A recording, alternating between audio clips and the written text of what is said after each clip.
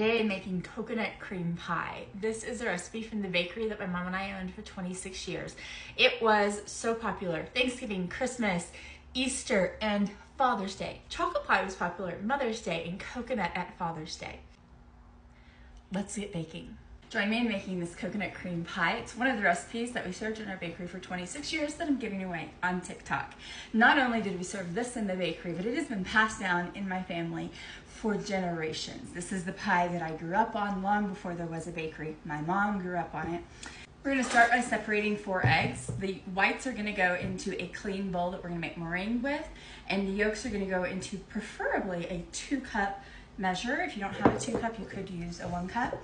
There are many different ways to separate eggs. Use whatever method you like best. We want to prep early. Just take about 1/4 cup of shredded coconut and cover it with water, set it aside. We're going to put that on top of the meringue, and it's going to keep it from getting too dark when we're browning our meringue. To our 4 egg yolks, we want to fill our cup to 2 cups. So we're not using 2 cups of milk. We are filling with the 4 egg yolks to 2 cups. In the top of a double boiler, you want to add 1 cup of sugar. Now you could also do this in the microwave. I honestly don't have a microwave safe bowl big enough for it, or I probably would have done that, but I did find a double boiler that I had brought with me. And then we're going to combine that with 1/3 cup of cornstarch or flour.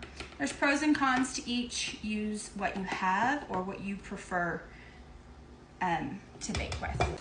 In our double boiler, we just want to combine our sugar and cornstarch, and then we'll also just give our egg yolks and milk a little whisk and combine the 2. And then when you're cooking over a double boiler, you want to have your water be a very light boil, not a heavy boil. And we're just going to cook this, stirring constantly until it thickens.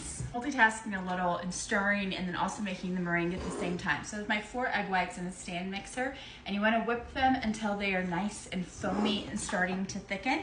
And then you will add 1/4 teaspoon of cream of tartar. Let that continue to whip, and slowly add 4 tablespoons or 1/4 cup. Just continue to add your sugar, 1 tablespoon at a time, 4 times, until it reaches stiff peaks. Once it's thickened, you can tell that it's thick because you can tell like the line does not immediately go away, and like it's nice and thick and kind of holds its shape. So now we're going to add in maybe 1.5 teaspoons of vanilla and 2 tablespoons of butter, and whisk that in. We're gonna gently fold in about 1 cup of flaked coconut, and our meringue has whipped to stiff peaks. We are gonna use this to top the pie, unless you don't like meringue, and then you can let it cool and top it with whipped cream, but I'd still do at least 1 egg white of meringue in this. So this is probably maybe 1/4 of your meringue. Just eyeball it. And we're just gonna fold this in. And this is just come off the stove, so it's very hot, and we'll cook that meringue. Just fold it, David. If you don't know what folding means, going around the outside and then kind of cutting it up and folding it over the top. And it's not stirring at all. Do it with a heat-safe rubber spatula, and you just keep doing that until you don't see the white of the meringue. Take a pre-baked pie crust. You can make your own. You can buy one from the grocery store. This was a frozen one from the grocery store that I just did a blind bake on. And anytime at home we would make these, it's always who got to lick the bowl, because it sometimes doesn't all fit, and what are you gonna do? I have the coconut that we had soaked early on, and I just run it through a strainer.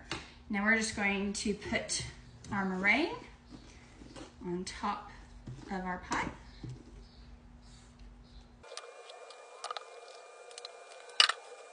Just make it look like whatever you like. Some people don't like for it to go all the way to the edge. I personally do like for it to go to the crust, but it doesn't matter, whatever you like. to create peaks. So you can do it smooth, some people do that, or you can kind of just press in and pull up, and that will create kind of that traditional spiky meringue look, whatever you like. And then just take your coconut, sprinkle it over the top, pop it in a 375-degree oven until nicely browned. So I've let it cool so that I can slice it and show you the inside. I hope that you guys try this and enjoy it. It's been a family favorite literally for generations. Thanks for joining me.